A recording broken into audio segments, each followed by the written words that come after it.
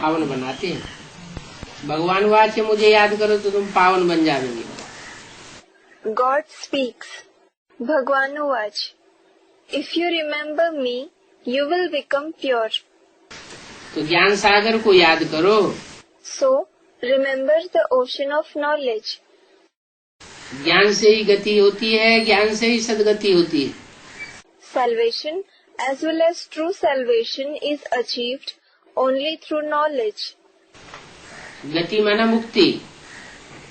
Salvation means liberation, mukti. बाप से वर्षा मिलता है शांति धाम सुख धाम का। We receive the inheritance of the abode of peace and the abode of happiness from the Father. जो पतित हैं वो तो वापस नहीं जा सकते। Those who are impure certainly cannot go back. जब तक आत्मा पवित्र न बने, Unless the soul becomes holy, पवित्र, पावन न बने, unless it becomes pure, पावन, तब तक शांति धाम में नहीं जा सकती, माना शांति धाम का अनुभव नहीं कर सकती। It cannot go to the abode of peace, meaning it cannot experience the stage of the abode of peace. और शांति धाम का ही अनुभव नहीं करेगी तो सुख धाम का भी अनुभव नहीं करेगी। And if it does not experience the very stage of the abode of peace, it will not experience the stage of the abode of happiness either. पहले चाहिए शांति, बाद में चाहिए सुख। First, peace is required, and then happiness is required. आत्मा क्या चाहती है? What does a soul want? आत्मा की पहली इच्छा क्या है? आत्मा इस दुनिया में दुखी है, अशांत है। What is the first wish of the soul? The soul is unhappy in this world. It is restless. कोई को पूरे बदन में बुखार हो रहा है तो वो क्या चाहेगा? If someone's whole body is hot with fever, what will he wish for? Rasgulla खाना चाहेगा? नहीं खाना चाहेगा। Will he wish to eat rasgulla, an Indian sweet? He will not. उसे रसगुल्ला का टेस्ट नहीं आएगा। क्यों? He will not enjoy the taste of rasgulla. Why? क्योंकि सारे बदन में अशांति है। Because his whole body is restless. वो पहले चाहेगा शांति। He will wish to have peace first. और जब शांति मिल जाएगी, बुखार उतर जाएगा, And when he gets peace, when his fever comes down, तो चाहेगा कि हमें अच्छा अच्छा खाने के लिए भी मिले। he will wish to have good things to eat as well. तो इंद्रियों का सुख भी चाहेगा। Therefore, he will wish for the pleasures of the organs as well. तो पहली शर्त है आत्मा चाहती है शांति मिले। So, the first condition is a soul wishes to have peace. दुख की दुनिया में अशांत होती है आत्मा। The soul becomes restless in the world of sorrow. वो शांति चाहती है, It wishes for peace. लेकिन शांति से ही पूरी इच्छा पूर्ति नहीं होती। But its wish is not completely fulfilled by peace alone. शांति के बाद हर आत्मा की ये भी इच्छा है कि वो इंद्रियों से सुख भी भोगे, दुख न भोगे। After getting peace, every soul also has the wish to experience pleasures through the organs, that it should not experience sorrow. तो पहले शांति धाम ले जाते हैं बाप। Therefore, the Father first takes us to the abode of peace. शांति का अनुभव कराते हैं He makes us experience peace. और बाद में सुख धाम का अनुभव कराते हैं। And afterwards, He makes us experience the abode of happiness. हर आत्मा को पहले शांति धाम ले जाते हैं। The Father takes every soul to the abode of peace first. या शांति का अनुभव कराते हैं Or He makes them experience peace. और बाद में सुख में भेज देते हैं। And after that, He sends them to happiness. बाप तो सुख धाम में भेजते हैं, लेकिन फिर आत्मा दुखी क्यों हो जाती है? The Father does send them to the abode of happiness, but then why does the soul become unhappy? हर आत्मा के अंदर अपने अपने पार्ट्स भरे हुए हैं। Every soul has its parts recorded in it. जो अनादि पार्ट है वो आत्मा बजाती है। The soul plays its eternal part. कोई में लंबे समय का सुख भोगने का पार्ट भरा हुआ है। Some have the part of experiencing happiness for a long time recorded in them.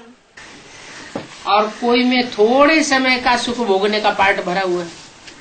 And some have the part of experiencing happiness for a short time recorded in them.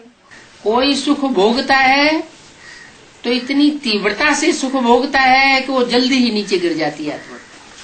When someone enjoys happiness, he enjoys it at such a fast pace that the soul degrades very quickly. जैसे For example, देवताएं हैं, सत्युग और त्रेता में जन्म लेते हैं। there are the deities. They are born in the golden and silver ages. जन्म लेते हैं, जन्म लेते लेते नीचे तो सब उतरते हैं। They are born. While being born again and again, everyone certainly degrades. सत्युग में भी 2 कला नीचे उतरते हैं, त्रेता में भी 6 कला नीचे उतरते हैं। Even in the golden age, they degrade by 2 celestial degrees. They degrade by 6 celestial degrees in the silver age. Treta के अंत में 8 कलाएं कम हो जाती हैं। By the end of the silver age, there are 8 celestial degrees less. लेकिन उनमें भी कोई कोई आत्मा ऐसी है कि त्रेता के अंत तक आते आते पूरी ही नीचे गिर जाती है। But even among them, there are some souls which degrade completely by the end of the silver age. और कोई कोई आत्माएं पूरी नीचे नहीं गिरती। And some souls don't degrade completely. तो इसका क्या कारण हुआ? So, what is the reason behind this? जो पूरी नीचे गिरती है, पूरी पतित बनती है, उसमें ऊपर से आने परम धाम से आने वाली आत्मा प्रवेश करती है। The soul which degrades completely becomes completely impure. The soul coming from above, from the supreme abode, enters him. कौन? Who? इब्राहिम। Abraham. जो द्वापर के आदि में आता है, पहला धर्म पिता, विधर्मी, विदेशी, वो प्रवेश करता है। The first religious father, Vidharmi, foreigner, who comes in the beginning of the copper age enters this one. Vidharmi, the one who follows a religion opposite to the father's religion. क्योंकि उस आत्मा को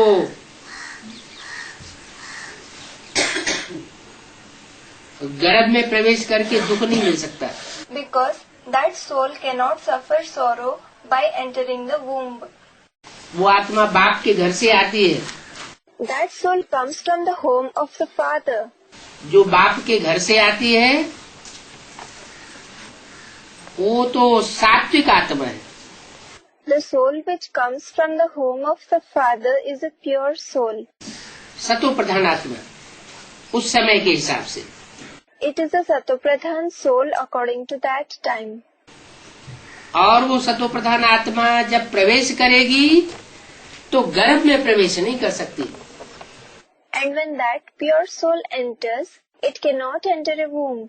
क्योंकि द्वापर युग में जो गर्भ है वो दुख का होता है। Because in the copper age, the womb is sorrowful. सुख का गर्भ नहीं होता। It is not a womb of happiness. जैसे दुख धाम में आ जाती है। It is as if it, the soul, comes to the abode of sorrow. गर्भ में आत्मा अपने को बंधन में महसूस करती है। The soul feels itself in bondage in the womb. त्राहि त्राहि करती है बाहर निकलने के लिए। It calls for mercy to come out. तो जो आत्मा पहले पहले परम धाम से आएगी वो दुख नहीं भोग सकती। Therefore, the soul which comes from the supreme abode cannot experience sorrow at first. फिर प्रवेश किस में करेगी? Then it will enter whom? उसे प्रवेश करने के लिए पतित तन चाहिए। It needs an impure body to enter. तो उस समय जो आत्मा सबसे पतित होती है उसमें आकर के इब्राहिम प्रवेश करता है। Therefore, Abraham enters the soul which is the most impure at that time. फिर नंबरवार जो पतित आत्माएं होती हैं उनमें इब्राहिम के फॉलोअर्स पीछे पीछे आने वाली आत्माएं प्रवेश करती रहती है और इस्लाम धर्म की स्थापना कर देती है। Then the followers of Abraham which come down after him keep entering into the other number-wise impure souls and establish the Islam religion. उनके मुकाबले क्रिश्चियन धर्म की आत्माएं उनके पतित बनने की तीव्रता कम होती है। Compared to them, the souls of the Christian religion become impure more slowly. और In addition, इस्लाम धर्म की आत्माओं के मुकाबले वो 500 वर्ष तक ज्यादा लंबे समय तक पावन स्टेज में रहती हैं। compared to the souls of the Islam religion, they remain in a pure stage for a longer time, that is, for another 500 years, और फिर पतित बनती है। and then become impure. ऐसे ही बौद्ध धर्म की आत्माएं Similarly, the souls of the Buddhist religion, Christians के मुकाबले पहले नीचे गिरती है। compared to the Christians, they degrade first. उनमें पावर जल्दी खत्म हो जाती है। Their power finishes early. ऐसा क्यों? Why is it like this? कोई धर्म की आत्माएं लंबे समय तक पावर रोक करके रखती है। The souls of some religion retain their power for a longer time. आत्मा की पावर उनकी घटती नहीं है। The power of their soul doesn't diminish. और कोई आत्माएं जल्दी ही उनकी पावर खलास हो जाती है। And the power of some souls finishes quickly. कारण क्या हुआ? What is the reason behind it? इस्लाम धर्म की जो आत्माएं हैं The souls of the Islam religion, उनके जन्म जन्मांतर की आदत है कि वो आत्माएं तीव्र गति से नीचे उतरती है। कारण व्यभिचार। have this habit of many births to degrade very rapidly. The reason is adulteration. सबसे जास्ती व्यभिचार में जाने वाली आत्माएं है इस्लाम धर्म। The souls of the Islam religion indulge in adulteration the most. उनके मुकाबले कम व्यभिचारी बनते हैं बौद्ध धर्म की आत्मा। Compared to them, the souls of the Buddhist religion become less adulterated. ऐसे तो बौद्ध धर्म में पहले संन्यास था। As such, there was renunciation in the Buddhist religion earlier. बहुत पवित्र रहते थे। They used to stay very pure. लेकिन थोड़े ही समय के बाद बौद्धियों में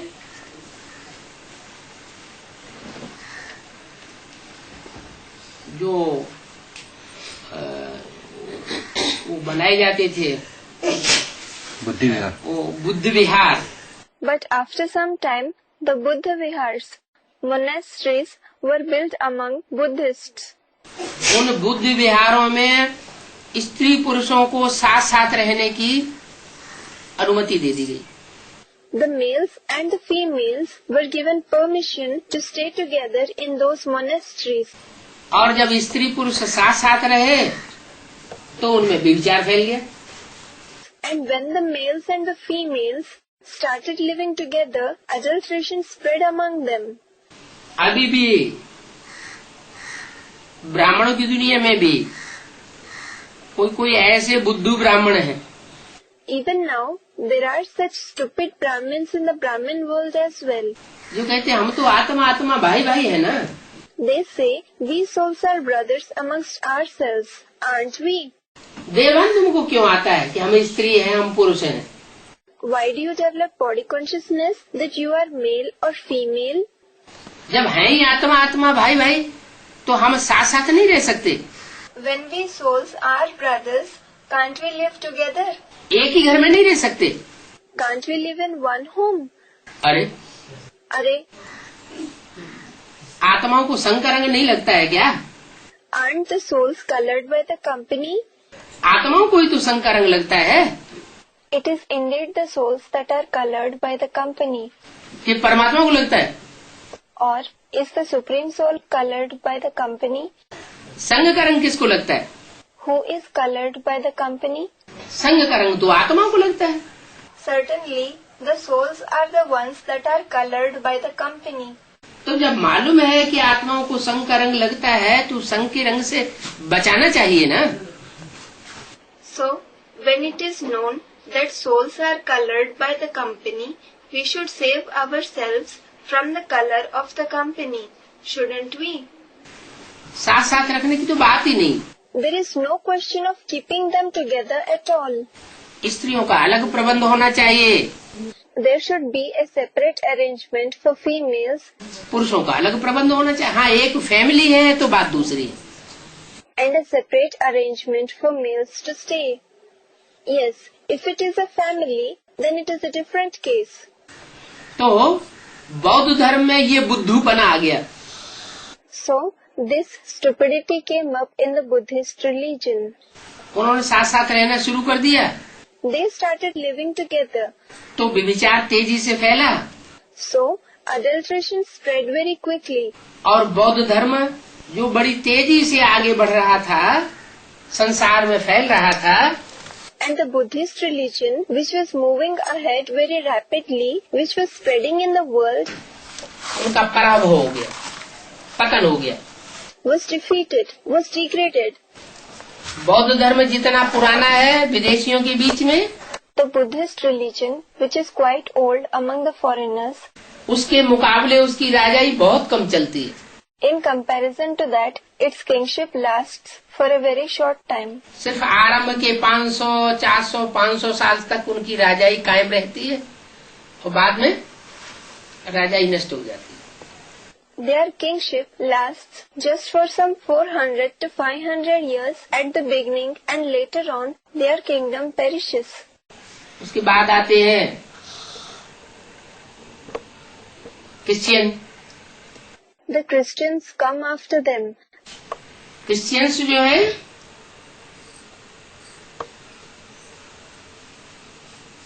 उनमें काम विकार उतना जास्ती नहीं होता।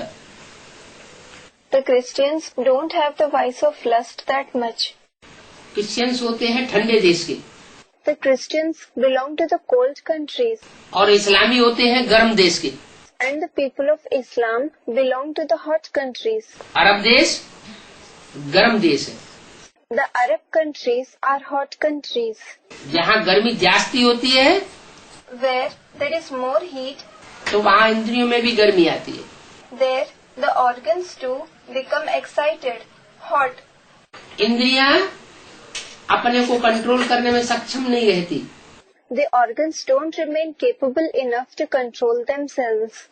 और वहाँ पानी भी कम होता है। Moreover, there is also less water over there.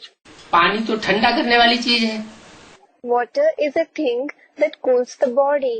तो पानी न होने की वजह से वो और भी अपने को कंट्रोल नहीं कर पाते। So, because of the scarcity of water, they are unable to control themselves even more.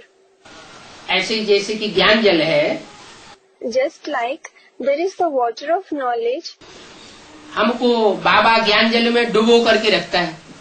Baba keeps us immersed in the water of knowledge.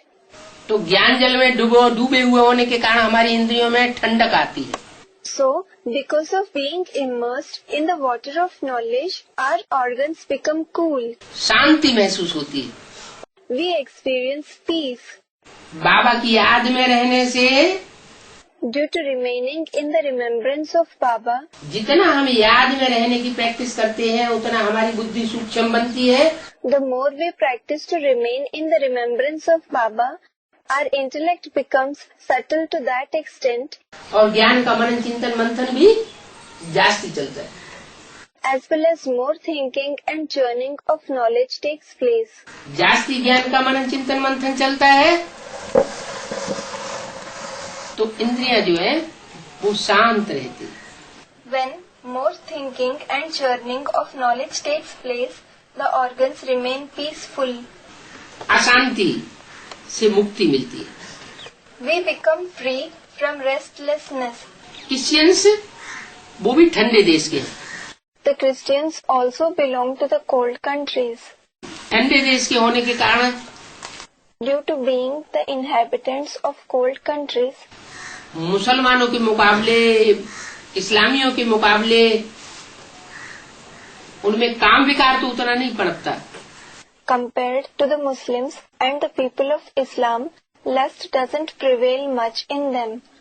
हालांकि व्यभिचारी तो होते हैं, Although they actually are adulterated, लेकिन क्रोध बहुत होता है.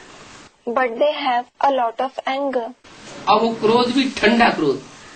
And that anger is also cold anger. बाहर से पता नहीं लगता कि ये क्रोध कर रहे हैं. We won't know on seeing them from outside that they are angry. बाहर से बड़े शांत स्वभाव होकर के दिखाई पड़ेंगे, They will appear as if they are very peaceful in nature from outside. और अंदर से उनको क्रोध भरा हुआ है, But from inside they are full of anger. तो वो क्रोध विकार जो है वो भी उनको नीचे लाता है. So, that vice of anger also brings them down. लेकिन बाबा कहते हैं क्रोधी को पतित नहीं कहेंगे. But Baba says that an angry person will not be called impure. और कामी को पतित कहेंगे. And the person who is lustful will be called impure. क्रोधी जो है उसकी आंखों में क्रोध आता है. A person who is angry, anger comes into his eyes. मुख में क्रोध आता है, लाल लाल हो जाता है, आंखें लाल लाल हो जाएंगी. The anger reflects on his face. It turns red in color. The eyes become red. और जो कामी है उसकी शेष इंद्रियों में तेज नहीं आता, गर्मी नहीं आती. And as regards a lustful person, the energy, the heat doesn't come in his elevated organs. उसकी भ्रष्ट इंद्रियों में गर्मी आती है. The heat comes in his corrupt organs. तो ये जो श्रेष्ठ इंद्रियां हैं वो कम पतन करने वाली है. So, these elevated organs bring less downfall. और जो भ्रष्ट इंद्रियां हैं वो शक्ति को तेजी से क्षीण करती है. And the corrupt organs cause rapid loss of energy.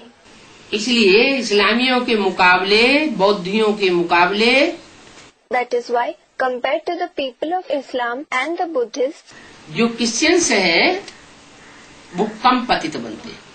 the Christians become less impure.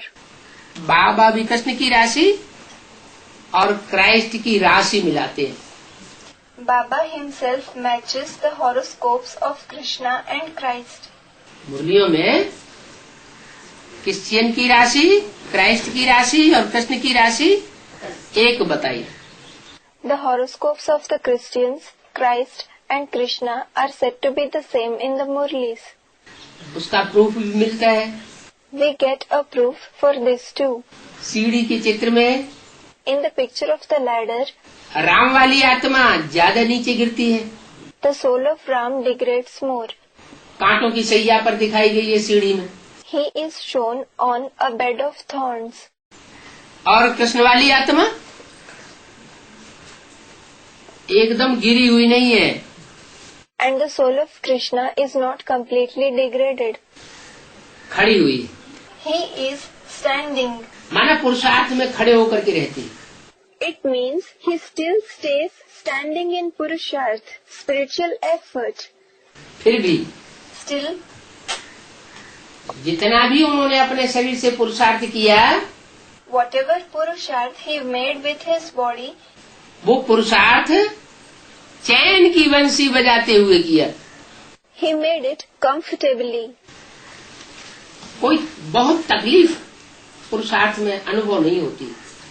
He didn't feel much difficulty while doing Purusharth.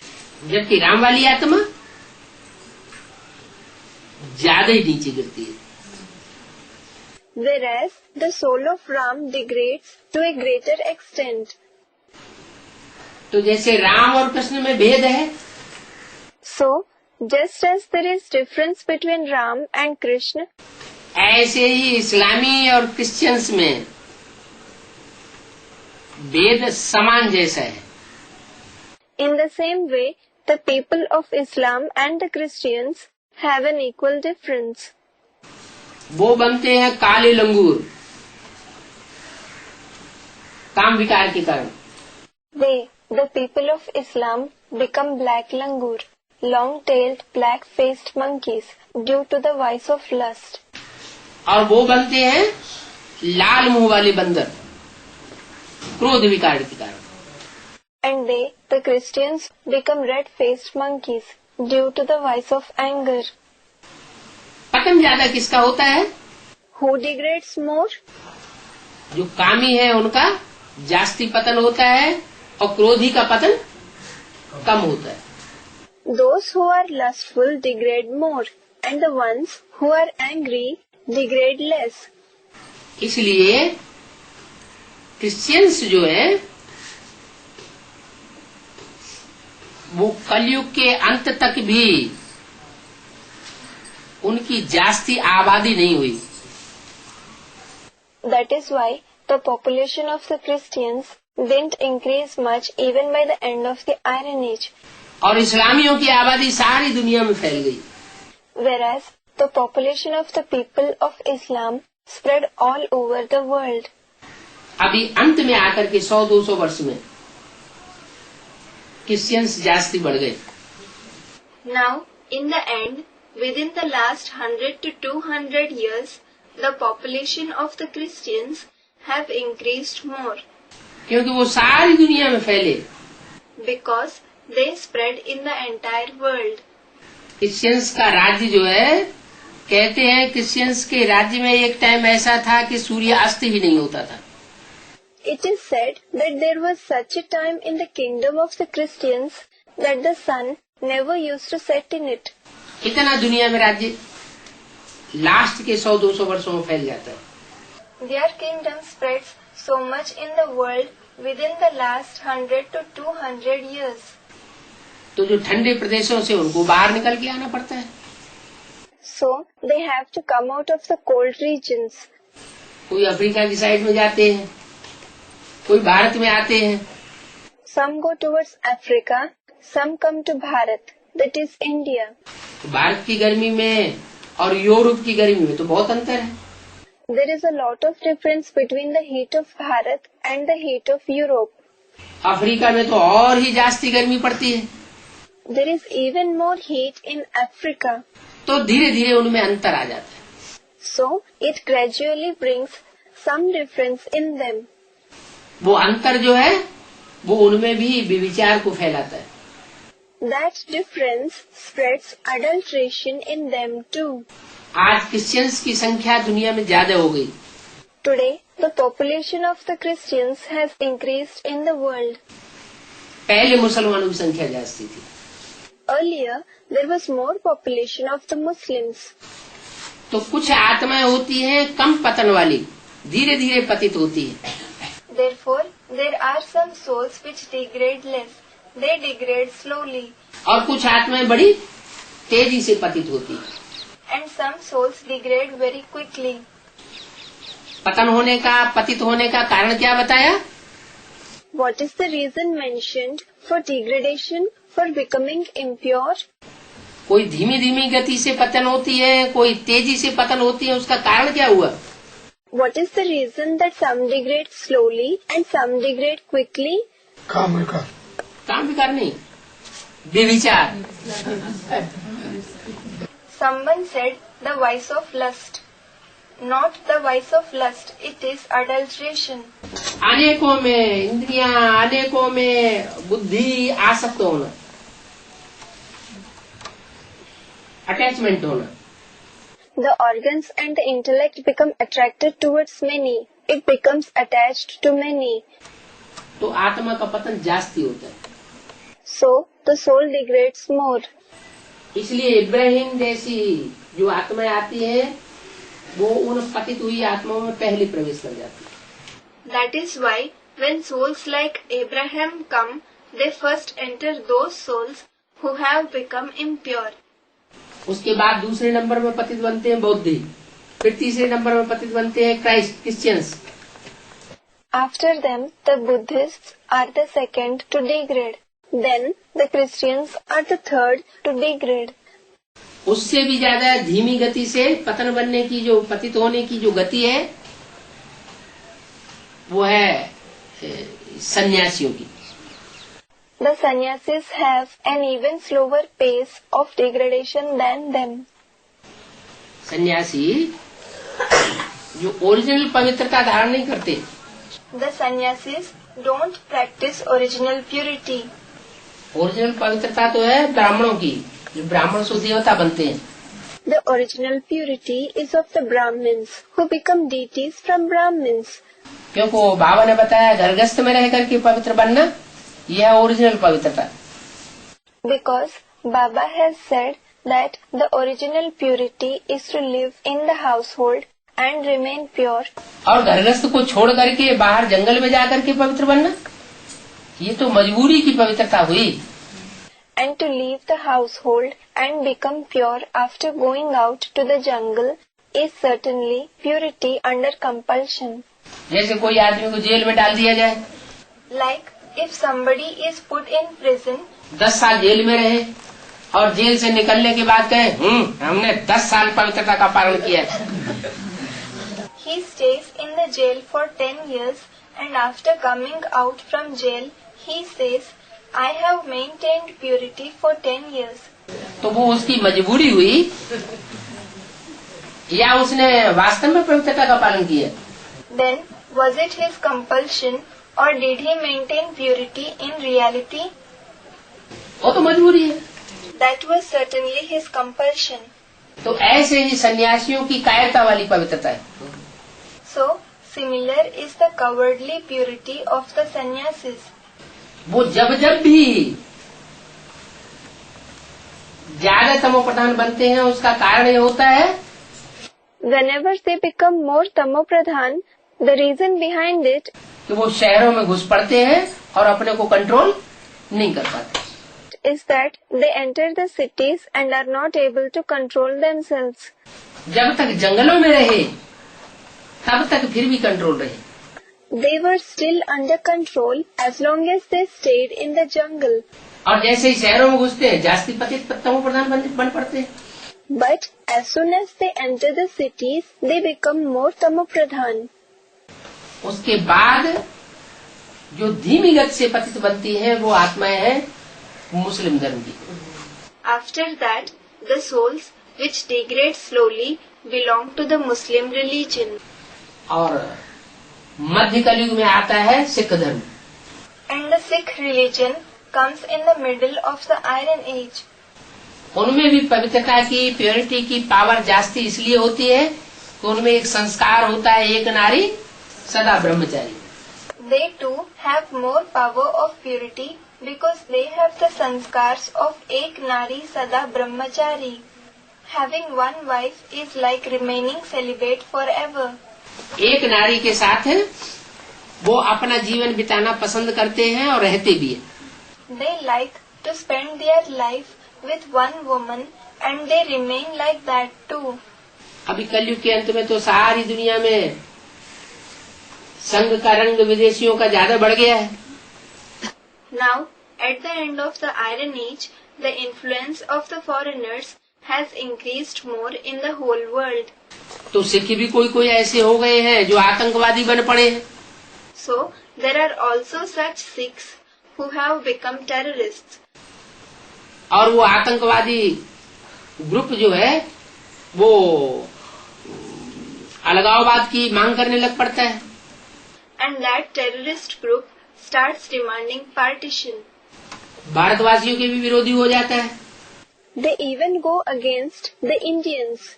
नहीं तो सिखों में यूनिटी जास्ती रही, Otherwise, there was more unity among the Sikhs क्योंकि उनमें भारतवासियों जैसी प्योरिटी रही, देवताओं जैसी purity. because they had a purity similar to the Bharatvasis, the residents of India, purity like the deities. लेकिन मुसलमानों का संग ज्यादा रहा, But they were more in the company of the Muslims क्योंकि सिख धर्म का फैलाव होता है पंजाब की साइड में, सिंध प्रांत में, because the expansion of the Sikh religion takes place towards Punjab in the province of Sindh. जहाँ पंजाब में मुसलमानों के आक्रमण हमेशा होते रहे, The Punjab, where frequent attacks of the Muslims kept taking place. Christians के आक्रमण होते रहे, The attacks of the Christians kept taking place. तो मुसलमानों और क्रिश्चियंस के संग के रंग में वो आत्माएं जास्ती आई। Therefore, those souls came more in the color of the company of the Muslims and the Christians. संग का रंग जास्ती लगता है तो कुछ न कुछ तो असर पड़ता ही है। When they are colored more by the company, they are certainly affected to some extent or the other. उसके बाद आते हैं आर्य समाजी। The Arya Samajis come after them. आर्य समाजी जो आत्माएं हैं उनकी खासियत ये है The speciality of the souls of the Arya Samaj कि वो द्वापर युग के आदि से ही दूसरे धर्म में कन्वर्ट होते रहे, is that they have kept converting in other religions since the very beginning of the Copper Age. सबसे जास्ती गिरी हुई आत्माएं। They are the most degraded souls. इस्लाम धर्म आया तो इस्लाम धर्म की आत्माओं के प्रभाव में आ गए। When the Islam religion came, they came under the influence of the souls of the Islam religion. Christian धर्म आया तो क्रिश्चियंस के प्रभाव में आ गए। When the Christian religion came, they came under the influence of the Christians. मुस्लिम धर्म आया तो मुसलमानों के प्रभाव में आ गए। When the Muslim religion came, they came under the influence of the Muslims. माना वो सबके प्रभाव में आते रहते हैं। It means that they keep coming under everyone's influence. ज्यादा प्रभाव में आने के कारण वो आत्माएं भारतीय होते हुए भी विदेशियों से बदतर हो जाती है। Due to coming under more influence, despite being Indians, those souls become worse than the foreigners. किसी धर्म पर उनकी आस्था नहीं रहती। They don't have faith in any religion. जब किसी धर्म पर आस्था ही नहीं रहेगी, विश्वास नहीं रहेगा, निश्चय नहीं बैठेगा, When there will be no faith in any religion at all, when there will be no trust, when there will be no certainty, निश्चय उखड़ता रहेगा तो रिलीजन इज माइट का आ जाता है। when the faith keeps shaking, then, as it is said, religion is might. धर्म में ही तो ताकत होती है। There is power only in religion. और जो अपने धर्म को बार बार छोड़ता रहे तो वो आत्मा अनिश्चय और अविश्वास के कारण कमजोर हो जाती है। And if a soul keeps leaving his religion again and again, it becomes weak due to uncertainty and distrust. तो सबसे जास्ती कमजोरी आती है आर्य समाजियों में। So, the Arya Samajis become weak the most. और वो आर्य समाज कलयुग के अंत में इस संसार में प्रत्यक्ष होता है, जब से महर्षि दयानंद आए। And that Arya Samaj religion is revealed in this world at the end of the Iron Age, since Maharshi Dayanand came. इतने बेविचारी बनते हैं They become so adulterated कि उनकी जो गवर्नमेंट तैयार होती है वो गवर्नमेंट में कोई ताकत नहीं रहती। that the government formed by them doesn't have any power.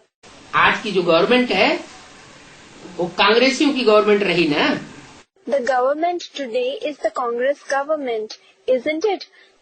वो कांग्रेसी जो है वो ज्यादातर आर्य समाजियों से प्रभावित रहे। Those people of the Congress party were mostly influenced by the Arya Samajis. क्या प्रभावित रहे? What were they influenced by? कि हम किसी धर्म की अपेक्षा नहीं करते। We don't give consideration to any religion. धर्म से हमें कुछ लेना देना नहीं। We have nothing to do with religion. हमें तो ज्यादा जनसंख्या चाहिए, वोट चाहिए। We want more population. We want votes. वो वोट चाहे मुसलमानों के हो, चाहे क्रिश्चियंस के हो, चाहे हिंदुओं के हो। Those votes may be of the Muslims, of the Christians, or of the Hindus. हमें तो ज्यादा से ज्यादा संख्या के ऊपर अपना राज्य करना है, जो हमारे फॉलोअर्स बने। We want to rule over the maximum population who will become our followers. तो प्रजा परस्त हो गए। So they became devoted to subjects, प्रजा परस्त। उन्हें राजा क्वालिटी की आत्माएं पसंद नहीं।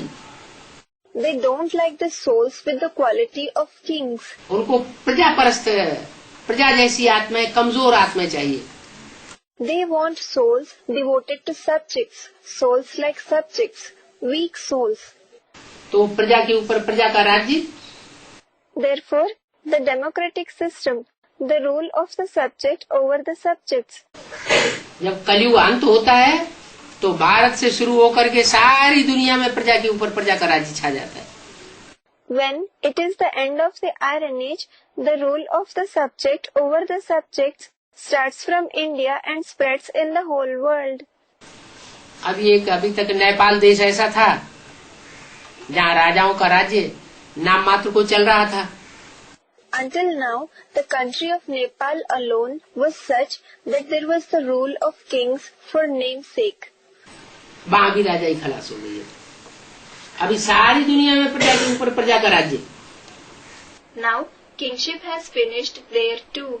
Now, there is the rule of the subject over the subjects all over the world. और प्रजा में तो कोई ताकत नहीं होती। And subjects don't have any power. ताकत राजा में होती है या प्रजा में होती है? Do the kings have power or do the subjects have power? राजाओं में ताकत होती है। क्यों ताकत होती है राजाओं में? Kings have power. Why do kings have power? प्रजा में ताकत क्यों नहीं होती? Why don't the subjects have power? है? प्रजा हुजूम की हुजूम, ढेर की ढेर, और राजा एक होता है। There are many numerous subjects and the king, there is only one king. और राजाओं को राजा बनाया किसने? And who made those kings into kings? राजाओं को राजा बनने की सिफ्त किसने दी? Who gave the speciality of becoming king to the kings? Someone said, Shiv Baba. हाँ, इंद्रियों को कंट्रोल करने की अपनी इंद्रियों पर राजा ही करेगा, सो बड़ा राजा बनेगा। Yes, to control their organs, the one who rules over his organs will become a big king. तो ये सिफ्त है, ये पढ़ाई किसने सिखाई? So, who taught this speciality, this study? Shiv बाबा ने सिखाई। अब शिव बाबा तो सर्वशक्तिवान। Students, Shiv Baba. Shiv Baba taught it, and Shiv Baba is certainly omnipotent, सर्वशक्तिमान। उससे ज्यादा शक्तिवान तो कोई धर्म पिता होता ही नहीं। No other religious father is more powerful than him. वो मनुष्य गुरु, मनुष्य धर्म पिताएं जो होते हैं, वो तो शक्तिहीन होते हैं। Those human gurus, human religious fathers are indeed powerless. वो इतने शक्तिहीन होते हैं, खुद भी इस सृष्टि में आकर के नीचे गिरते हैं और अपने फॉलोअर्स को भी नीचे गिराते हैं। They are so powerless that they themselves degrade after coming to this world, and they make their followers degrade too. नीचे गिराने के निमित्त बनते हैं। They become instruments in degrading them. थोड़े समय के लिए जब वो आत्माएं ऊपर से सतोप्रधान आती है, For some time, when those satopradhan souls come from above, तो इस सृष्टि रूपी रंगमंच पर जगह जगह पर थोड़ी मकान की मरम्मत कर देती है, repairing. they repair some places of the house On this stage-like world, they do the repairing. अब वो रिपेयरिंग कितनी देर चलेगी? Now, how long will the repairing last? Repairing जो है वो ज्यादा समय नहीं चलती। Repairing does not last long. कोई भी धर्म, मनुष्य गुरु, धर्म पिताएं इस सृष्टि को नया नहीं बना सकते। No religion, human guru or religious father can make this world new. सारी सृष्टि को पूरे के पूरे तरीके से ढांचा बदल करके नया बनाने की ताकत एक परमपिता परमात्मा की है। Only the Supreme Father, Supreme Soul, has the power to change the complete structure of the entire world and make it new. तो वो आकर के राजा ही स्थापन करते हैं क्या? So, he comes and establishes the kingship. What? Shiv बाबा का कहना है कि प्रजा के ऊपर प्रजा का राज्य है बेकायदे राज्य।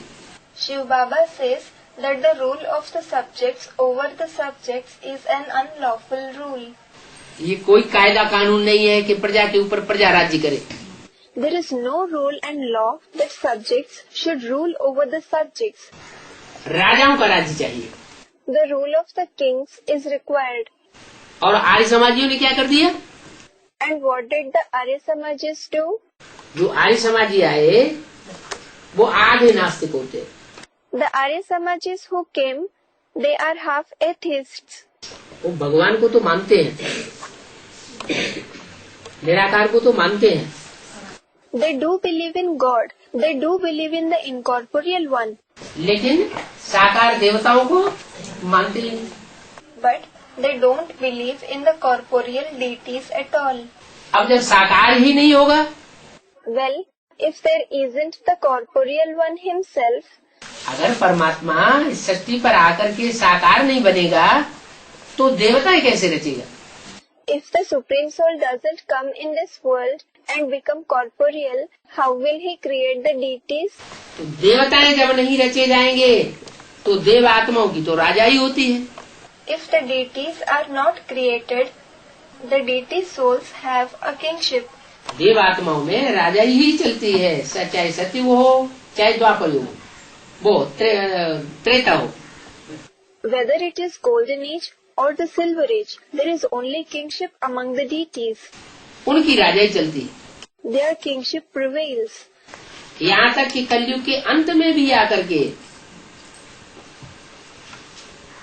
नेपाल में राजा का शासन रहता है। Even till the end of the Iron Age, the rule of a king exists in Nepal. नीचे तो सबको गिरना है। Then everyone has to degrade anyway. वो नेपाल भी नीचे गिरता है, क्योंकि संघ का रंग जो है वो माया किसी को छोड़ती नहीं है। So that Nepal also degrades. Because the color of the company, Maya doesn't spare anyone. जो आदि में पतित बनने वाली आत्माएं थी वो तो नीचे गिरती ही रहती है। The souls which became impure at the beginning continue to degrade anyway. क्यों? Why? क्योंकि जो आत्माएं जल्दी जल्दी पतित बनती है इस सृष्टि पर आकर के, उनमें ऊपर से आने वाली सोच जल्दी जल्दी प्रवेश करती है। Because the souls which become impure rapidly after coming to this world, the souls descending from above enter them quickly. 33 crore देवताएं हैं, 33 crore. There are 330 million 33 crore deities, aren't there? 33 crore देवताओं में से एक एक में सोल प्रवेश करती है ऊपर से आने वाली परमधाम से। A soul which comes from above, from the supreme abode, enters each one of the 330 million deities. और वो सोल प्रवेश करके उनको कमजोर करती है। And that soul weakens them by entering into them. खुद राजाई भोगती है और जिसमें प्रवेश करती है उसको अधीन बना के रखती है। It enjoys kingship itself and keeps the one whom it enters under control. उसमें संग का रंग भी लगता है। He is also colored by his company. इसलिए बाबा ने बोला स्वधर्म में निधर्म से अपने धर्म में रहना ज्यादा अच्छा है, दूसरे धर्म में कन्वर्ट होना अच्छा नहीं। That is why Baba said, Swadharme Nidhanam Shreyas. That is, it is better to stay in one's own religion. Converting in others' religion is not good. तो जिनमें ऊपर से आने वाली आत्माएं प्रवेश करती हैं, वो फिर दूसरे धर्म में कन्वर्ट हो जाती है, उनके अधीन होकर के चलती है। So, those in whom the souls which come from above enter, convert in other religions and become dependent on them. तो जो अधीन होकर के चलता है, वो उसमें कमजोरी ज्यादा आती है। So, the one who stays dependent develops more weakness. जो स्वाधीन होता है, उसमें कमजोरी नहीं रहती। The one who is independent does not have weakness. अधीनता के कारण कमजोरी आती है। Due to dependency, they develop weakness. Inferiority complex आ जाता है आत्मा के अंदर। Inferiority complex develops in the soul. Inferiority complex माने हीन भावना। Inferiority complex means हीन भावना। वो हीन भावना आत्मा को नीचे गिराती है। That inferiority complex degrades the soul.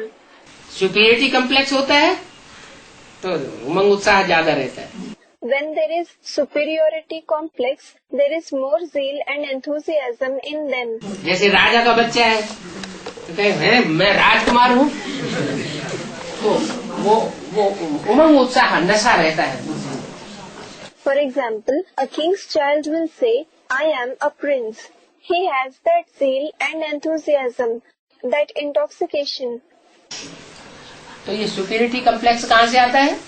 So, from where does this superiority complex come? Supreme कौन है? Someone said something. Who is supreme? इस संसार में सुप्रीम सोल कौन है? Who is the supreme soul in this world? जो supreme soul है वहीं से सुपरमेसी शुरू होती है। Supremacy starts from the one who is the supreme soul. और जो लास्ट में आने वाला धर्म पिता है, वहाँ से इंफीरियरिटी कम्प्लेक्स शुरू होता है। And the religious father who comes last, inferiority complex starts from him. तो जो आत्माएं मनुष्य गुरुओं के स्वभाव संस्कार के नजदीक आती है, उनसे प्रभावित हो जाती है, उनमें आता है inferiority complex. So, the souls which come near the nature and sanskars of human gurus, which become influenced by them, develop an inferiority complex. और जो परमात्मा के बच्चे बनते हैं डायरेक्ट, उनमें सुपरमेसी रहती है। And those who become the direct children of the Supreme Soul have supremacy in them. Supremacy रहने के कारण वो जन्मवाई जन्म भले टकराते हैं विधर्मियों से, विदेशियों से। Although they clash with the Vidharmis, with the foreigners, birth after birth, because of their supremacy, लेकिन टकराते हुए भी टक्कर लेते लेते लेते जाके आखिरी जन्म में नीचे गिरते हैं। despite clashing, even after clashing continually, they degrade only in the last birth. क्योंकि माया भी तो सर्वशक्तिवान है। Because Maya is also omnipotent, isn't she?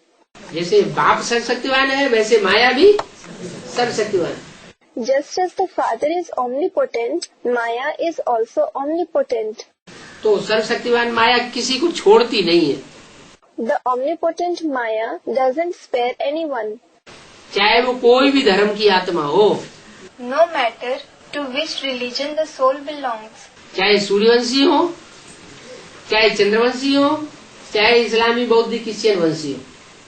Whether it belongs to the Sun dynasty, to the Moon dynasty, or whether it belongs to the Islam dynasty, the Buddhist or Christian dynasty. वो वार हर एक के ऊपर करती है। She attacks everyone. कोई आत्मा ऐसी है जो वार को टक्कर लेती रहती है, मुकाबला करती रहती है अंत तक। Some are such souls who keep confronting the attack. They keep resisting till the end. तो वो है सूर्यवंशी आत्मा। So, they are the Suryavanshi souls, those who belong to the Sun dynasty. उनमें फिर दूसरे धर्म की आत्माएं प्रवेश नहीं कर पाती। The souls of the other religion cannot enter them. किनमें? जो सूर्यवंशी है। Whom? Those who are Suryavanshi. और वो प्रभावित भी नहीं होती दूसरे धर्म वालों से। Moreover, they don't become influenced by those of the other religions either. Chandravanshi दूसरे धर्म वालों से प्रभावित भी हो जाते हैं। The Chandravanshis, those who belong to the Moon dynasty, also become influenced by the people of other religions. प्रभावित होकर के उनके अंडर में भी चलने लग पड़ते हैं। They become influenced and also start following them. तो वो कमजोरी आ जाती है। So, weakness comes in them. सूर्यवंशियों में सबसे जास्ती कमजोरी क्यों आती है? Why do the Suryavanshis become the weakest? सूर्य गर्म है या ठंडा है? Is the sun hot or cool? Someone said hot. जिसकी पैदाइश गर्मी से होगी उसमें काम विकार जास्ती होगा। Will the one who is born from heat have more vice of lust in him? या जिसकी पैदाइश ठंडास से होगी उसमें काम विकार जास्ती होगा। गर्मी से। Or will the one who is born from coolness have more vice of lust in him? Students, from heat. जैसे इस्लामी गर्म प्रदेश के होते हैं, गर्म देश में उनका जन्म होता है। Just like the people of Islam belong to hot regions, they are born in hot regions. तो उनमें काम विकार जास्ती होता है।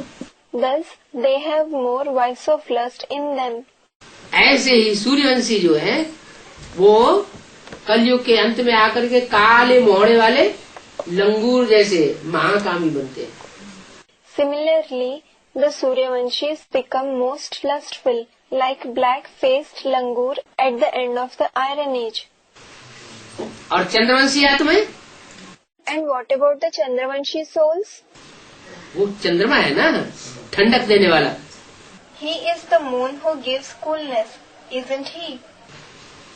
तो उसके रहबरी में रहने के कारण उनमें काम विकार उतना नहीं पनपता। So, because of being under his guidance, the vice of lust doesn't flourish that much in them. लेकिन अंदर का क्रोध बहुत होता है। But they have a lot of internal anger in them. इसलिए कृष्ण के लिए क्या दिखाते हैं? That is why what is shown for Krishna? Krishna ने महाभारत गृह युद्ध कराई दिया। Krishna brought about the massive civil war of Mahabharata. सब कौरवों का यादवों का नाश हो गया। All the Kauravas, descendants of Kuru, and Yadavs, descendants of Yadu, were destroyed. Krishna कौन से कुल के थे? To which clan did Krishna belong? Kaurava कुल के नहीं थे, पांडव कुल के नहीं थे, यादव कुल के थे। He was not from the Kaurav clan. He was not from the Pandav clan. He was of the Yadav clan. तो अपने सारे कुल का भी ध्वंस करा दिया, इतना क्रोध आया। So he had his entire clan destroyed as well. He became so angry. जैसे घर में कोई आदमी ज्यादा क्रोधी होता है तो अपने घर के बर्तन ही फोड़ने लगता है। Just like if a person is very wrathful at home, he starts breaking utensils of his own house. यही नहीं देखता कि हम अपना ही नुकसान कर रहे हैं। He doesn't see that he is bringing loss to himself. इतने क्रोध में आ जाते हैं। He becomes so angry. और उसमें भी जो ठंडा क्रोध होता है वो तो बहुत ही खतरनाक होता है। And between them, that is the two types of anger, cold anger is indeed very dangerous. Shankar ji का क्रोध गर्म क्रोध है। Shankarji's anger is hot anger. आया और निकल गया, वो खतरनाक नहीं है। It came and it went away. It is not dangerous. और जो क्रोध ठंडा होता है, Whereas the anger which is cold, अंदर ही अंदर क्रोध आ गया, समा गया, the anger came within and it was assimilated. बाहर से हंसते रहे, हाँ, वो बहुत खतरनाक होता है। But the person kept laughing outwardly, saying, "Yes, it's okay." That is very dangerous. वो अंदर अंदर विकराल रूप धारण करता रहता है, जैसे अंदर से चिंगारी सुलगती रहती है। It keeps taking a ferocious form from within, like a spark continues to kindle inside. और जैसे ही मौका देखता है वैसे ही फट पड़ता है। And the moment it gets an opportunity, it bursts out. तो दो प्रकार की प्रकृति है। So, there are two types of nature. एक ठंडी प्रकृति, एक गर्म प्रकृति। One is cool nature and the other is hot nature. परमात्मा शिव आते हैं, जिसमें पहले पहले प्रवेश करते हैं, वो होता है ज्ञान सूर्य। The Supreme Soul Shiv comes. The person in whom he enters first of all is the Son of Knowledge. Gita में भी लिखा है कि भगवान ने ज्ञान दिया तो सबसे पहले किसको दिया? It is written in the Gita too. When God gave knowledge, to whom did he give it first of all? सूर्य को दिया। He gave it to the sun. तो सूर्य से जो बच्चे जन्म लेते हैं वो तो हुए Suryavanshi. So, the children who are born from the sun are indeed Suryavanshis. और सूर्य के बाद And after the sun, चंद्रमा सूर्य से डायरेक्ट जन्म नहीं लेता। the moon is not born directly from the sun. क्या? What? चंद्रमा तो सूर्य से निकला हुआ उपग्रह है या पृथ्वी से निकला हुआ उपग्रह है? Is the moon a satellite that has emerged from the sun, or is it a satellite that has emerged from the earth? नहीं।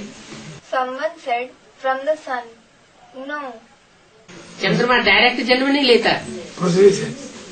The moon is not born directly from the sun. Someone said from the earth.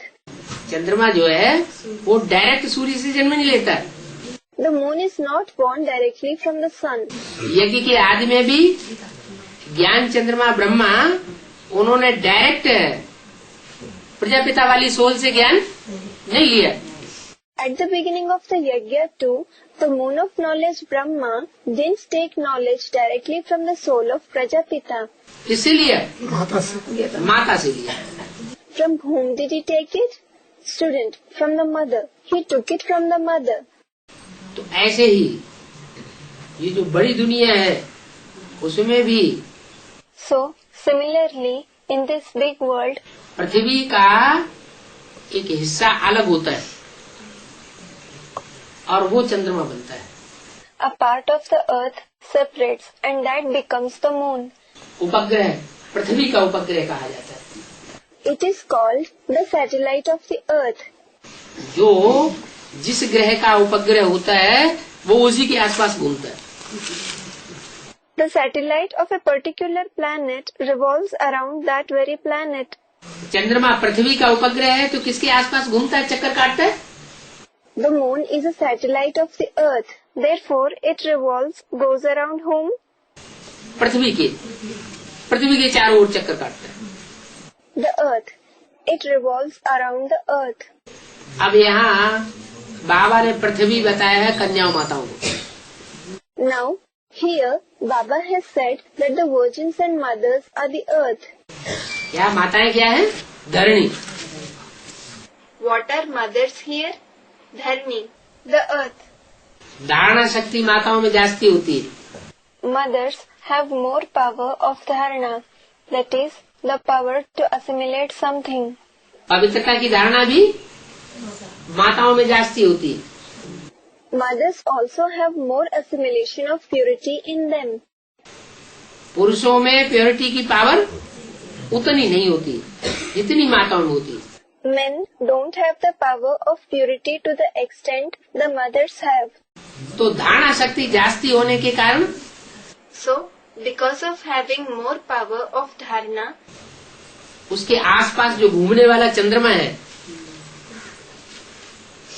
उसमें भी धारणा जास्ती होती है। the moon which revolves around it also has more power of dharana. शीतल स्वभाव का होता है। He is of a cool temperament. स्वभाव शीतल है लेकिन रोशनी कहाँ से मिलती है? His nature is cool, but from where does he receive light? चाहे पृथ्वी हो, चाहे चंद्रमा हो, चाहे कोई ग्रह हो, चाहे उपग्रह हो, उनको रोशनी कहाँ से मिलती है? Whether it is the earth, the moon, or any other planet or satellite, where do they receive light from? सूर्य से रोशनी मिलती है। They receive light from the sun. यहाँ है ज्ञान की रोशनी। Here, it is the light of knowledge.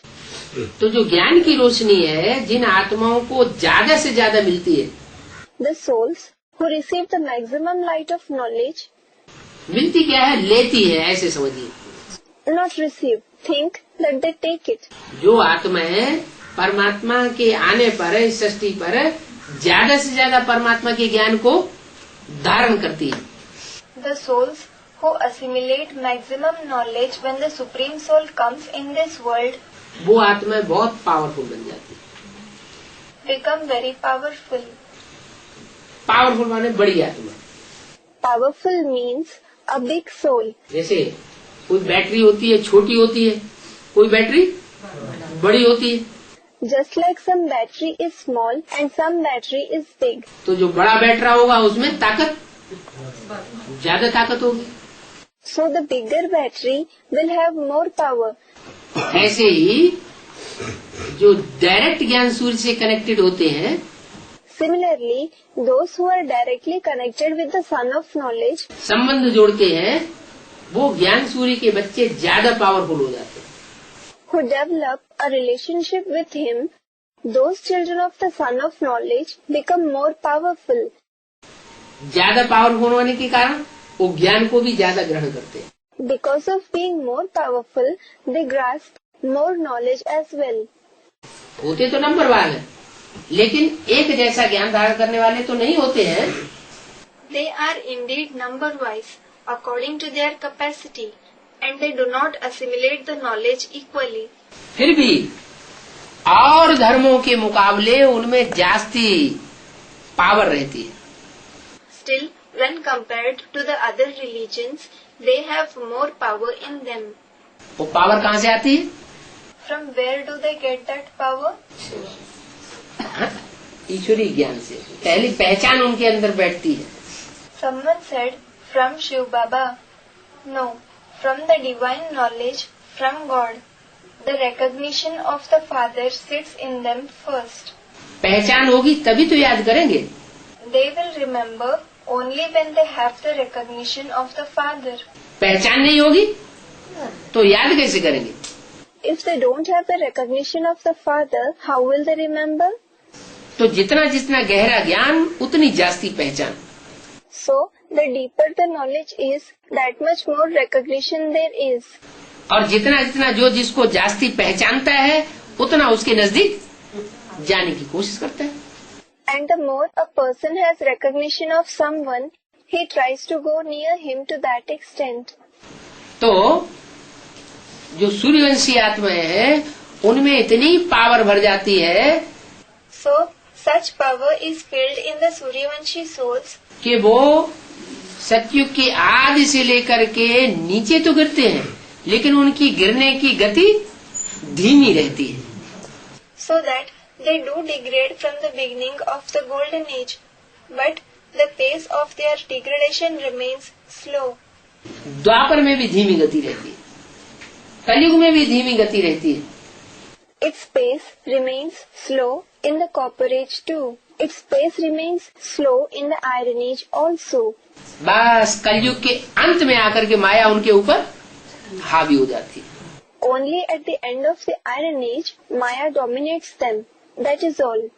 वो भी drama plan अनुसार कल्याणकारी, That is also beneficial according to the drama plan. क्योंकि जो नीचे नहीं गिरेगा वो ऊपर कैसे उठेगा? Because how will the one who doesn't degrade rise up? जो तमो प्रधान नहीं बनेगा तो सतो प्रधान कैसे बनेगा? How will the one who doesn't become Tamo Pradhan become Sato Pradhan? जितना जितना आत्मा नीचे गिरती है उतनी ऊंची ऊंची उठती है। The more the soul degrades, the more it rises up. मान लो कोई हाई जंप लगाता है Suppose someone takes a high jump, तो हाई जंप जितनी ऊंची लगाएगा तो उतना नीचे आएगा कि नहीं? will he come down to the extent he jumps high or not? तो उनमें ऊंचे जाने की भी ताकत बहुत है और नीचे आने की भी ताकत बहुत है। So they have more power to rise up as well as to come down. ऊंचे जाते हैं 1 सेकंड में, क्योंकि ईश्वरीय पावर उनको डायरेक्ट मिलती है. They raise high in a second because they receive the power of God directly. कोई मनुष्य गुरुओं की पावर से नहीं जाते हैं ऊंचे. They don't raise high with the help of the power of some human guru. Brahma सो विष्णु बनता है ना. Brahma transforms into Vishnu, doesn't he? लेकिन कौन से ब्रह्मा की बात है? But it is about which Brahma? पहले प्रजापिता ब्रह्मा या पहले और जो ब्रह्मा है वो? Is Prajapita Brahma first or are the other Brahmas first? एक है मुकर्रर जिसको कहते हैं Prajapita Brahma. Students, Prajapita Brahma. One is permanent, who is called Prajapita Brahma. तो प्रजापिता ब्रह्मा के लिए पहले गायन ये साबित होता है कि 1 सेकंड में ब्रह्मा सो विष्णु बन जाता है. So, the praise that Brahma is transformed into Vishnu in a second is proved to be applicable to Brahma first. Krishna वाली सोल भी, राधा कृष्ण वाली सोल भी विष्णु बनती है विष्णु स्वरूप प्रैक्टिकल में. The souls of Radha and Krishna also become Vishnu, the form of Vishnu practically. लेकिन संगम युग में नहीं बनती.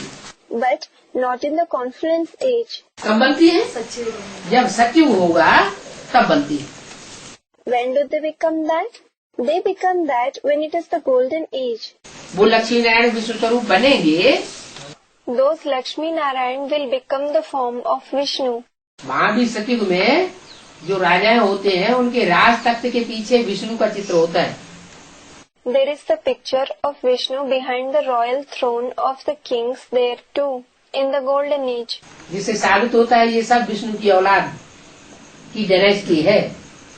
Which proves that they all are the children of Vishnu. They are his dynasty. चाहे पहला नारायण हो, चाहे दूसरा नारायण हो, चाहे सतयुग का तीसरा या चौथा नारायण हो. Whether it is the first Narayan, whether it is the second Narayan, whether it is the third or the fourth Narayan of the golden age. उन सब की वंशावली कहाँ से शुरू होती है? विष्णु की राशि से. From where does the dynasty of all of them begin? It begins from the kingdom of Vishnu. और पहला विष्णु का स्वरूप कौन बनता है? And who becomes the first form of Vishnu? Ram वाली आत्मा. The soul of Ram. Ram बाप जिसे कहा जाता है वो आत्मा, और राम को कहा भी जाता है Suryavanshi. The one who is called Father Ram, that soul. Moreover, Ram is also called Suryavanshi. Ram को क्या कहते हैं? सूर्यवंशी. सूर्यवंशी माना? What do they say for Ram? Suryavanshi. What does Suryavanshi mean? सबसे ऊंची हस्ती. It means the highest personality. जैसे ये दुनिया है, ये दुनिया किसका लोक कही जाती है? For example, this world is called a world of what? शुक्र ग्रह का लोक कही जाती है या बृहस्पति का लोक कही जाती है? Is it called the world of the planet Venus? Is it called the world of the planet Jupiter? या चंद्रमा का लोक कही जाती है? Or is it called the world of the moon? ये 9 ग्रह है ना दुनिया में. There are these 9 planets in the world, aren't there? तो कौन सा लोक कहा जाता है? So, which world is it called? है? बृहस्पति लोक नहीं कहा जाता. Someone said Jupiter. It is not called the world of Jupiter. भूलोक, भू माना पृथ्वी लोक. Someone said Bhulok. Bhulok. Bhu means the abode of the earth. पृथ्वी तो पृथ्वी का जो दायरा है वो पृथ्वी तक ही उसका प्रभाव रहेगा. The earth will have its effect only within the circumference of the earth. सौर लोक. It is called Saurlok, meaning the world of the sun or the solar system. Surya. The sun. ये सारी सृष्टि में जो भी देखने में आते हैं, चांद सितारे वगैरह सब, Whatever we see in the entire universe, the moon, the stars, etc., उसको कौन सा लोक कहा जाता है? Which world is it called? सौरलोक। सौरलोक माने सूर्य का लोक। Saurlok. Saurlok means the world of the sun. माना एक ही ऐसी हस्ती है जिसका सारी दुनिया के ऊपर प्रभाव होता है। It means there is only one personality like this who has his effect on the entire world. Vishnu का प्रभाव देवताओं के ऊपर ही रहता है। The influence of Vishnu is only on the deities. राक्षस विष्णु के प्रभाव को मानने वाले नहीं होते। Demons don't accept the authority of Vishnu. और वो देवता कौन है जिसको देवताएं भी मानते हैं और राक्षस भी मानते हैं? And who is that deity who is accepted by the deities as well as the demons? वो Shankar. He is Shankar. Shankar ही एक ऐसा देवता है जो इस सारी सृष्टि में सबके द्वारा मान्य है। Shankar alone is such a deity in whom everyone in this entire world believes. चाहे गलीज से गलीज आत्माएं हो, राक्षसी स्वभाव की हो, Whether they are the dirtiest souls, whether they are the souls of devilish nature, और चाहे दैवी स्वभाव की हो, सब उसको अपना बाप मानते हैं। or whether they are of the divine nature, everyone believes him to be their father. तो वो हुआ ऐसी सोल और उनके फॉलोअर्स भी ऐसी सोल हुए जो धीरे धीरे नीचे उतरते हैं। So, he is such a soul and his followers are also such souls which degrade slowly. और धर्म की आत्माएं तीव्रता से नीचे उतरती हैं। The souls of other religions degrade fast. और जितनी ज्यादा तीव्रता से नीचे उतरने वाली होंगी, And the faster the pace of their descent is, यानी बैटरी उनकी जल्दी खारिज होती है। it means that their battery is discharged soon. कोई बैटरी ऐसी होती है जल्दी डिस्चार्ज होती है और कोई बैटरी होती है हाँ धीरे धीरे डिस्चार्ज होती है। Some batteries are such that they are discharged very fast, and some batteries are such batteries that they are discharged slowly. तो जो बैटरी जल्दी जल्दी डिस्चार्ज होती है तो उनमें ऊपर से आने वाली आत्माएं जल्दी जल्दी प्रवेश करती है। So, the batteries that are discharged fast, the souls that come from above enter them quickly.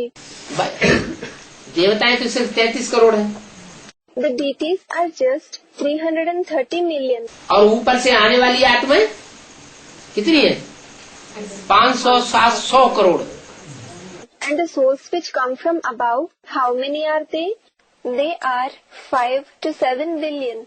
That is 500 to 700 crores. क्या? What? 21 गुनी। 21 times more.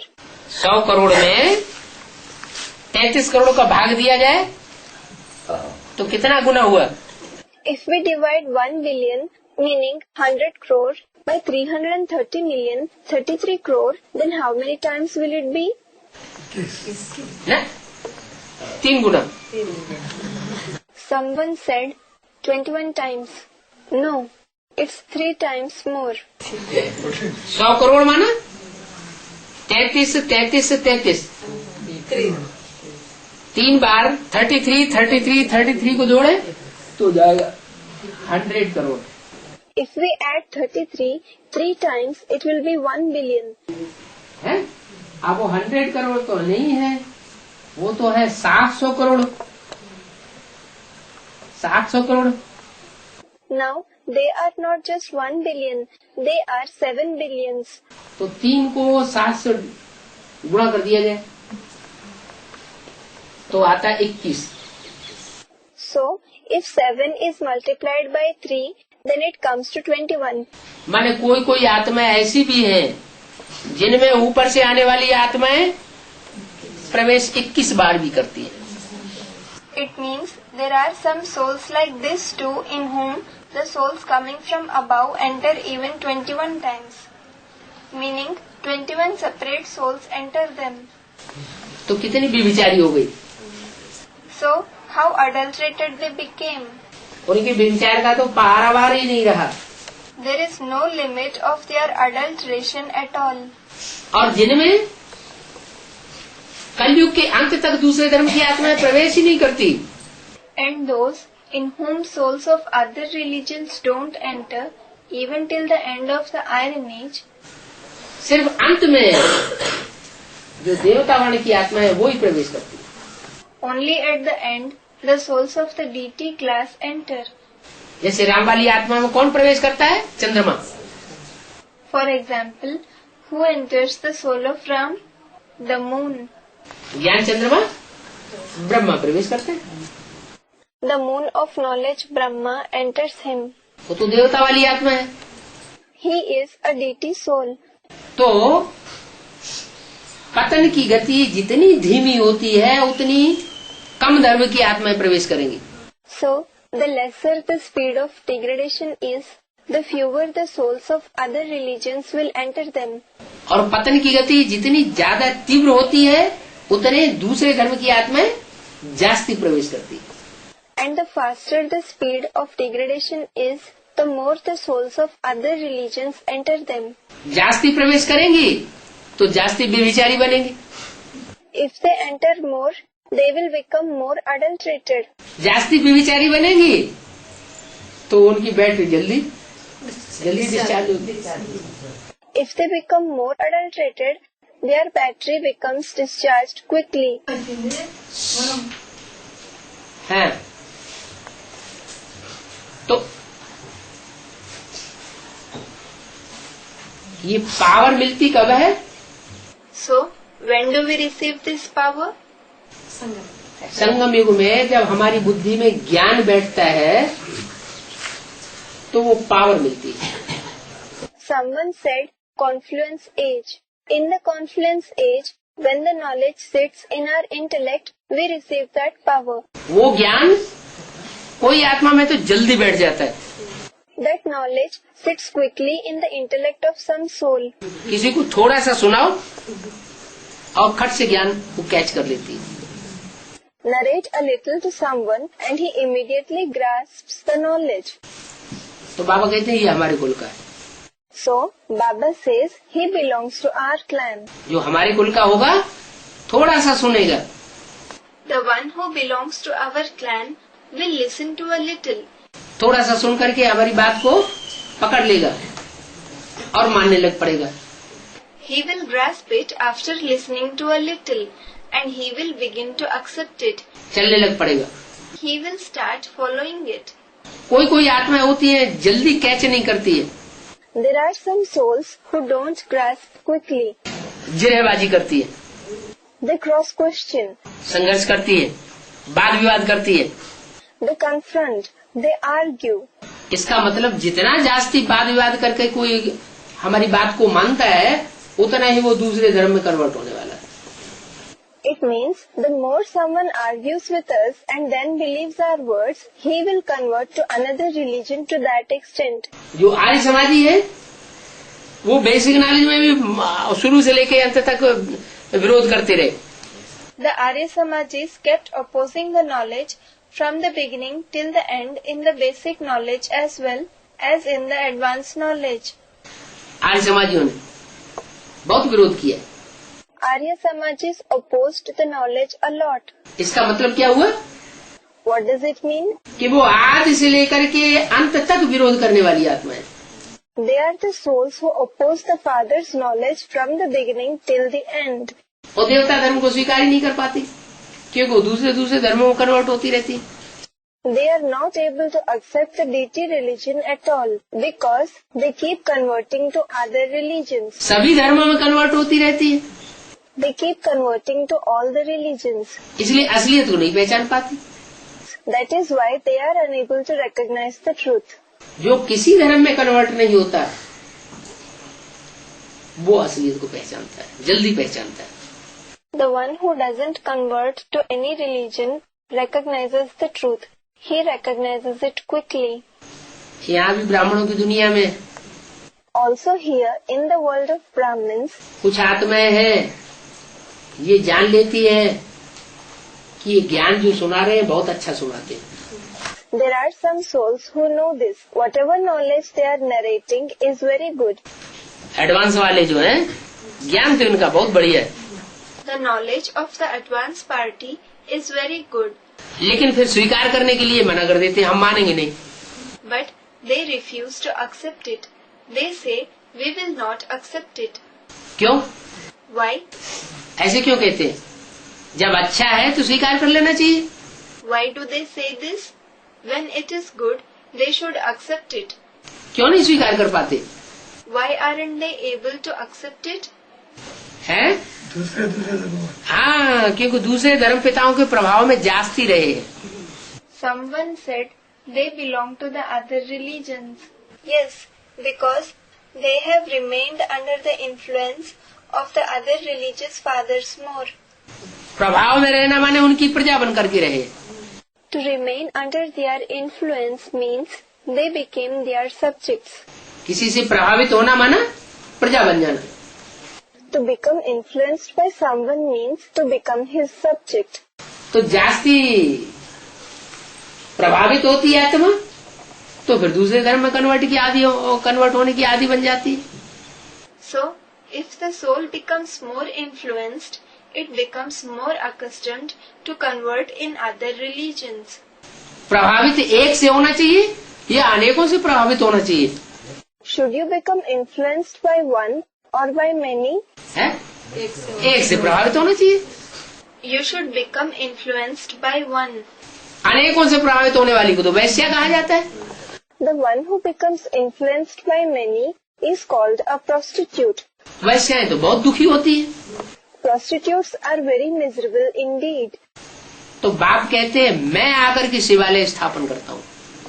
So, the father says, I come and establish the Shivalaya, the home of Shiv. और जितने भी धर्म पिता हैं वो सब इस दुनिया को वैश्यालय बनाते हैं। All the other religious fathers make this world into a Vaishalaya, home of prostitutes, a brothel. और दुनिया में रहने वाली जो भी आत्माएं सबको प्रभावित होने वाला बनाते हैं। And they make all the souls of this world into the ones who remain influenced by others. प्रभावित होने वाला माने प्रजा बनाते हैं। They make them into the ones who become influenced, that is, they make them into subjects. प्रजा बनाते हैं माना अधीन बनाते हैं। They make them into subjects. It means they make them dependent. क्या? What? अधीन बनावेंगे और मैं शिव बाबा क्या करते हैं? They will make them dependent. And I? What does Shiv Baba do? मैं अधिकारी बनाता हूँ, माने राजा बनाता हूँ। I make you into the one having authority. That is, I make you kings. तो तुम हो मेरे राजा बच्चे। So, you are my kingly children. कौन है राजा बच्चे? Who are the kingly children? जो ज्यादा से ज्यादा जन्मों तक आत्मिक स्टेज में टिकने वाले हैं। Those who remain in a soul conscious stage for a maximum number of births. आत्मा और शरीर। The soul and the body. शरीर माना 5 तत्व। Body means 5 elements. 5 तत्वों का पुतला पृथ्वी जल वायु अग्नि आकाश इनसे बनता है। 5 तत्वों का पुतला शरीर। The effigy of 5 elements, earth, water, wind, fire and sky.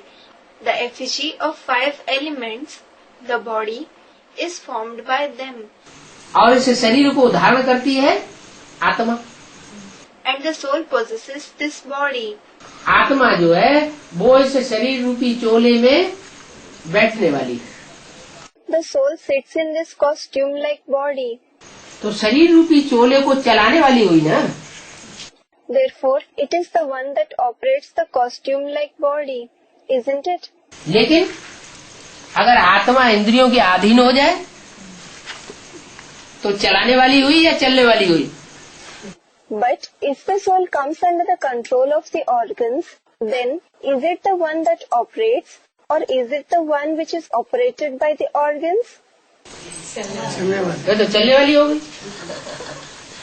Then it becomes the one which is operated by organs.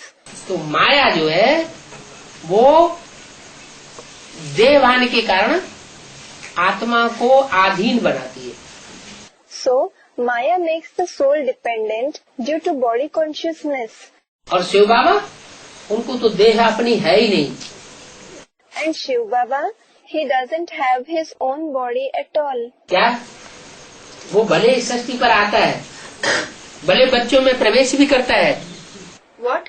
Although he comes in this world, although he enters the children too, पतित से पतित तमो प्रधान व्यक्ति में आता है। although he enters the most impure tamopradhan person, पतित तन में आता है, पतित दुनिया में आता है। although he comes in an impure body, although he comes in an impure world, वो द्वापर कलयुग में नहीं आता। कब आता है? he doesn't come in the copper or iron ages. When does he come? जब दुनिया एकदम पतित बन जाती है तो आता है। He comes when the world becomes completely impure. और आकर के ऐसी पतित दुनिया के बीच में रह करके भी And despite staying amidst such an impure world after coming, एक भी अंश मात्र किसी का संग का रंग नहीं लगता। he is not affected by anyone's color of the company even a little. इसको supreme soul. Who? The Supreme Soul. तो वो उसके अंदर भी संग का रंग नहीं लगता, और जिसमें प्रवेश करता है उन आत्माओं में भी संग का रंग कम लगता है। So, he himself is not colored by the company, and the souls in whom he enters also become less affected by the color of the company of others.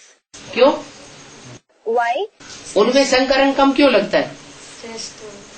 Why do they become less affected by the color of the company? Someone said something. हाँ, क्योंकि संग के रंग से, शिव के संग के रंग से वो आत्माएं कम पतित बनती है। Yes, because of the color of the company, due to the color of the company of Shiv, those souls become less impure. और शिव का संग का रंग जास्ती लगता है। They are colored by the company of that Shiv more. औरों का संग भी लगता है, नीचे गिरती तो है, रामकृष्ण की आत्मा भी नीचे गिरती है। They are colored by the company of other souls too. They do degrade. The souls of Ram and Krishna also degrade. लेकिन उतनी नीचे नहीं गिरती है जितनी दूसरे धर्म की आत्माएं नीचे गिरती है। But they do not degrade to the extent the souls of other religions degrade. दूसरे धर्म में कन्वर्ट होने वाली आत्मा है, उनमें स्वभाव संस्कार भरा हुआ है प्रभावित होने का। The souls who convert in other religions, the nature and sanskars of being influenced are recorded in them.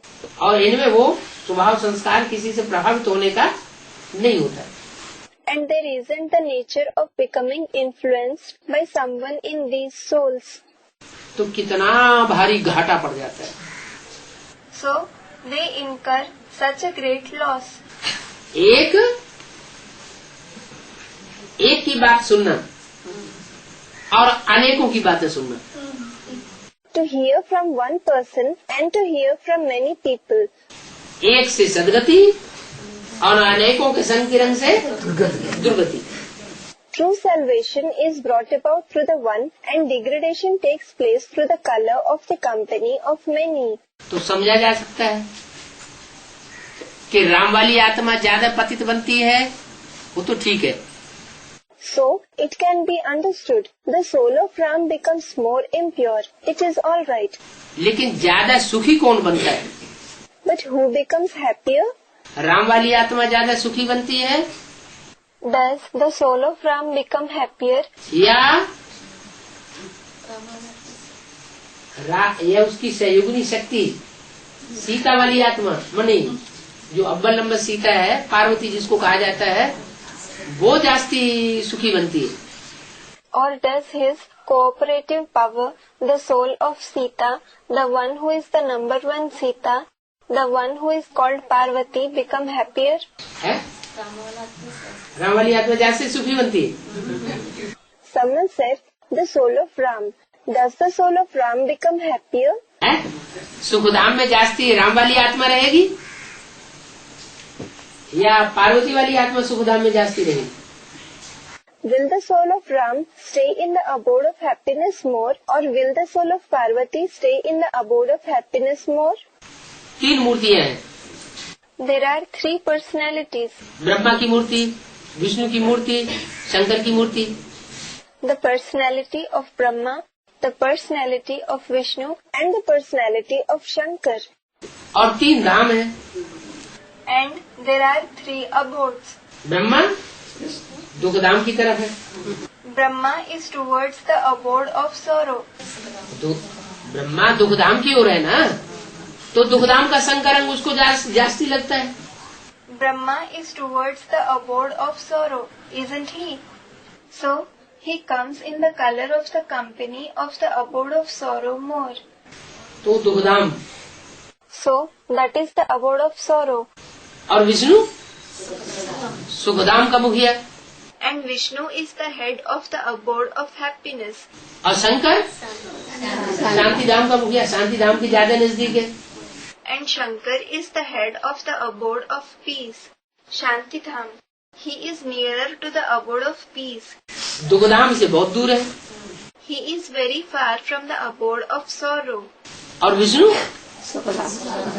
Sukhdham वासी. And what about Vishnu? He is the resident of the abode of happiness. तो कौन सी आत्मा ऐसी है इस सृष्टि में जो 100% इस सृष्टि का सुख भोगती है लेकिन दुख नहीं भोगती? Therefore, which is the soul on this world that experiences 100% happiness of this world and does not experience sorrow? Someone said Vishnu. Vishnu तो कोई आदमी नहीं होता है, लेकिन विष्णु के गुण स्वभाव संस्कार धारण करने वाली कोई तो आत्मा होगी. Vishnu is not a human being, but there must be a soul who assimilates the qualities of Vishnu. नहीं. Someone said Shankar. No. जो नई दुनिया स्थापन होगी, The new world which will be established. तो नई दुनिया की स्थापना में स्वर्ग का गेट कौन खोलेगा? Who will open the gates of heaven in the task of establishment? Someone said Jagdamba. अकेली जगदम्बा खोलेगी या छोटी मम्मी, बड़ी मम्मी और दूसरी माताएं भी साथ में होंगी? Will Jagadamba alone open it, or will the junior mother, the senior mother, and the other mothers be with her too? दूसरी माताएं भी साथ में होंगी ना.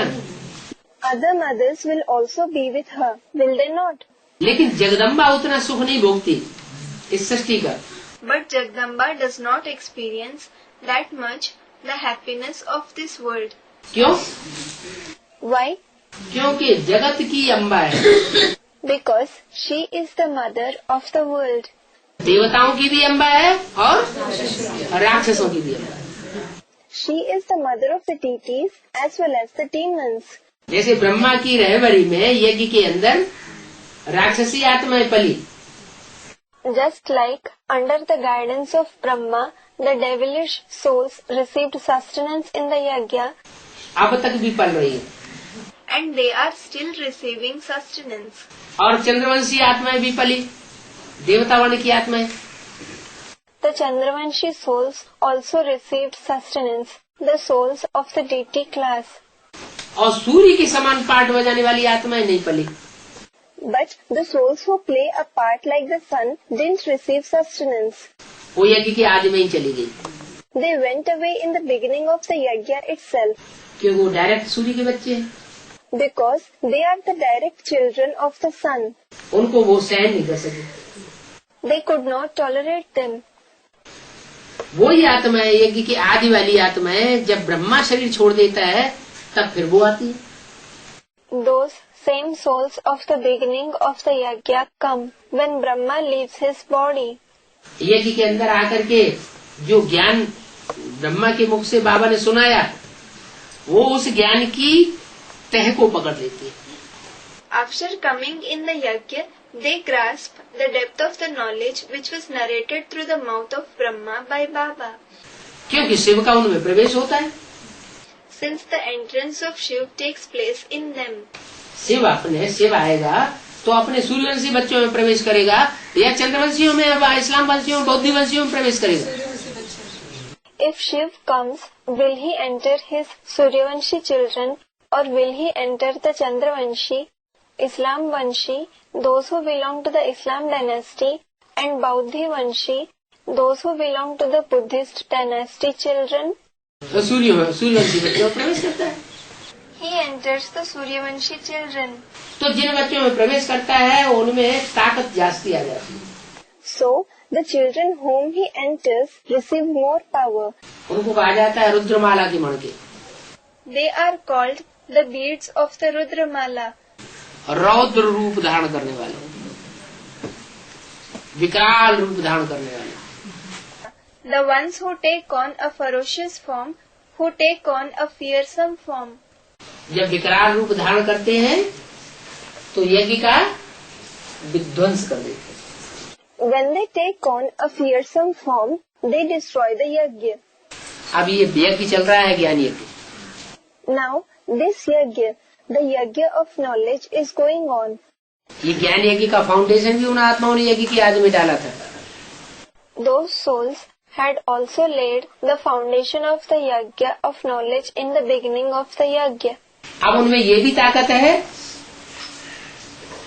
कि सारे ज्ञान यज्ञ का विध्वंस भी कर देंगे। Now, they also have the power to destroy the entire yajna of knowledge.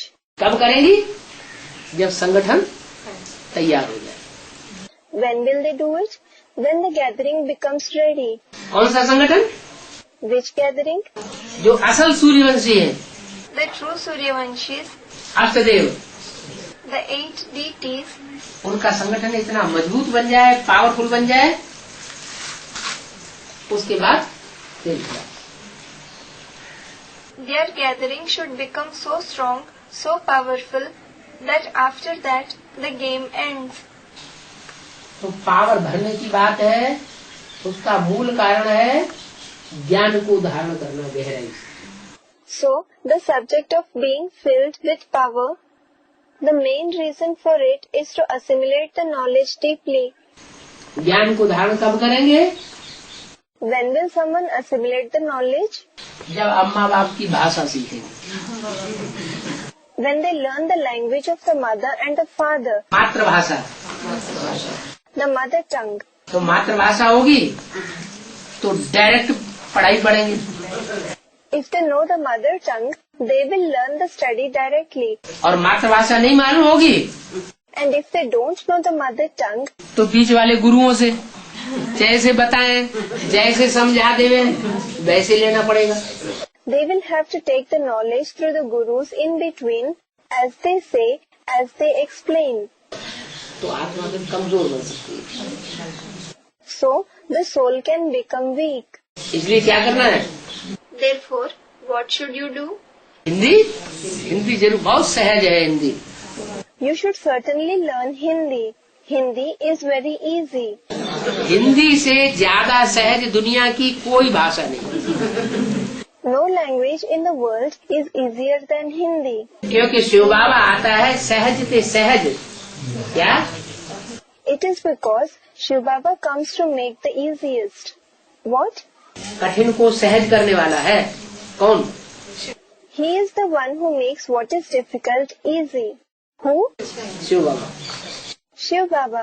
तो वो हिंदी भाषा में ही पढ़ाता है, So, he teaches only in the Hindi language. ताकि अगर कोई हिम्मत करे, बूढ़ियां भी हिम्मत करें तो वो भी हिंदी सीख सकती है। So that if someone shows courage, even if the old women show courage, they too can learn Hindi. Om Shanti. Om Shanti.